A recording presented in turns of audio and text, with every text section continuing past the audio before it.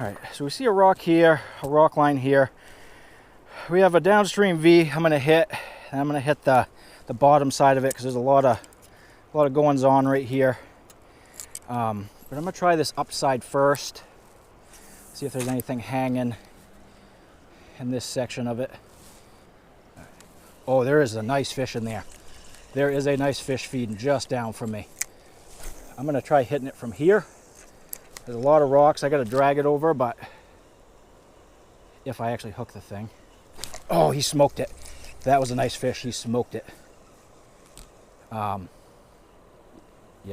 oh, that's a nice fish. That is a nice fish. That doesn't happen often in this this stretch of river. There's normally so much current.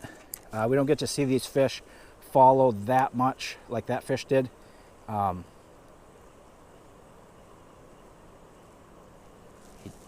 There we go, got him.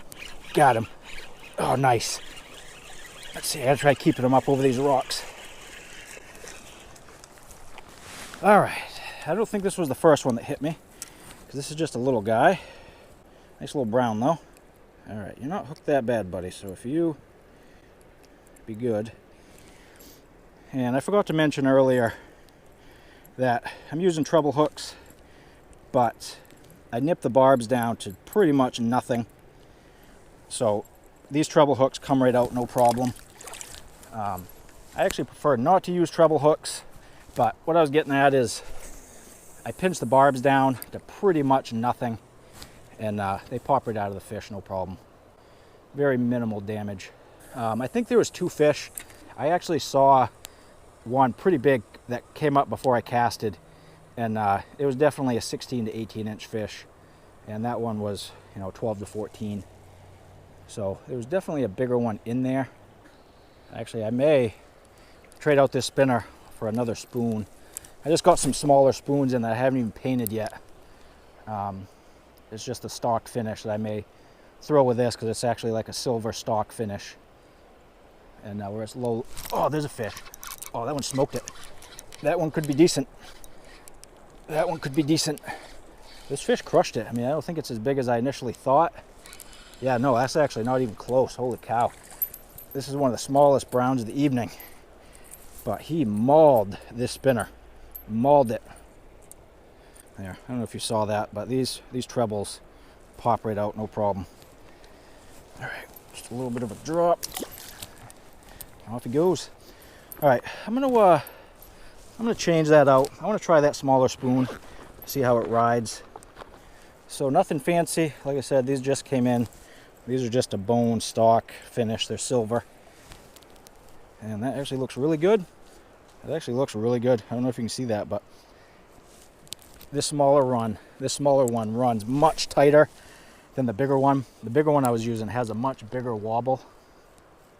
This one's a nice tight retrieve. But we're gonna head downriver. There hasn't been a ton of fish in this area, so I got maybe enough light for another spot or two, and I'll be rolling out of here. That could have been a hit. I bet that was a hit. I was going through this downstream V here, this eddy line, this eddy pocket, and right when I got in the center of it, I felt a little tap tap. It wasn't a big one. It was just like a little tap tap versus like a hit.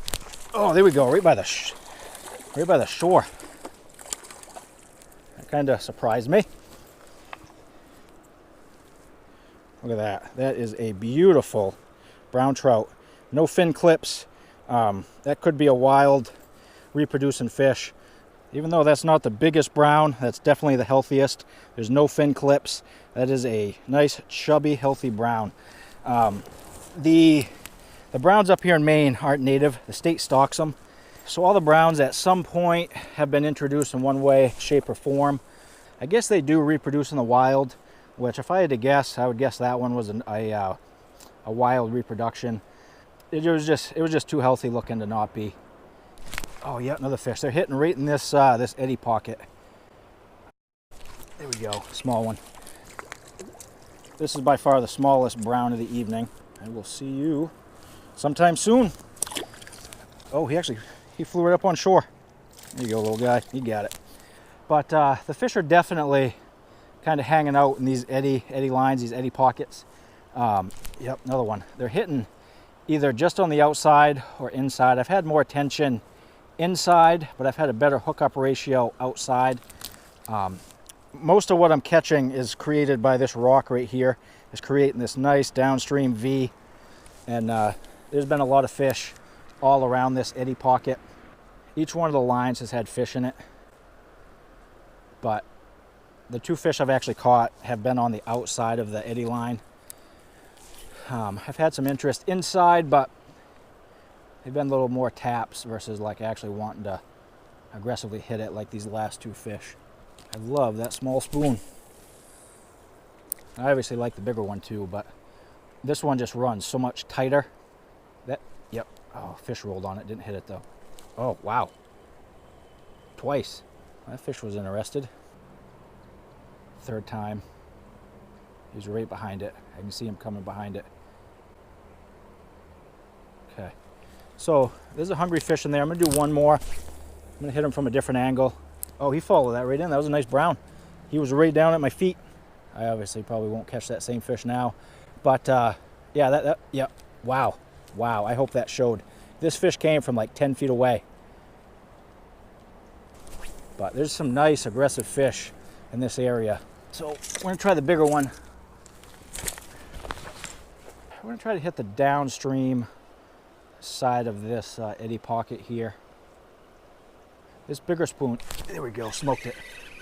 Right in that eddy line, classic. Right in that eddy line, classic. It was on the downstream side of this eddy line here, but right in the middle of that, smoked it.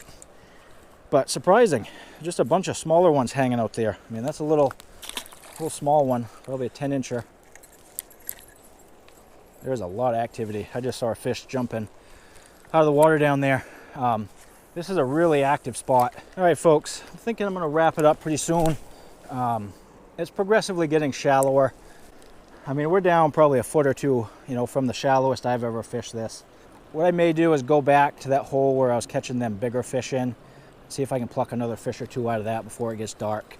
Because the further south I've been going, the smaller the fish have been getting. I don't know, I think that's what I'm gonna do. I think I'm gonna head back, fish that hole one more time, and then get out of here.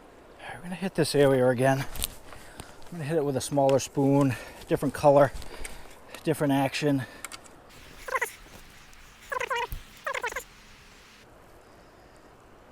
Yep, there we go, first cast. First cast with that little spoon.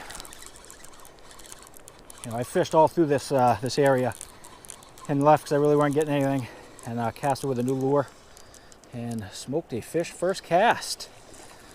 And we have a little brown. I want to get back into some of them bigger ones. That's another mega healthy brown. Yeah, we're in some spawning activity. He's milking there. All right, folks, we're going to wrap it up there. What an evening. The second half of it actually turned out really good. The first spot I tried, which is actually one of my go-tos, just didn't pan out. Like I mentioned in the early part of the video, I'm pretty sure, you know, them guys either caught a bunch of fish or spooked them. Because I didn't even get a hit in there. And as soon as I moved south of the last footprint that I saw, that's when I started to get it. That's when I started getting into some decent fish. But yeah, caught some quality ones. One real nice brookie, a couple nice browns. No salmon. People get salmon out of here, but I've just never had good luck catching salmon. I do really well. I do really well on browns and brookies. But this is just the start of the fall fishing up here in Maine. All my house projects are pretty much done, so I'm able to get out and fish a bunch more. But so this is just the first of many. Hopefully you guys enjoyed, and we'll see you on the next one.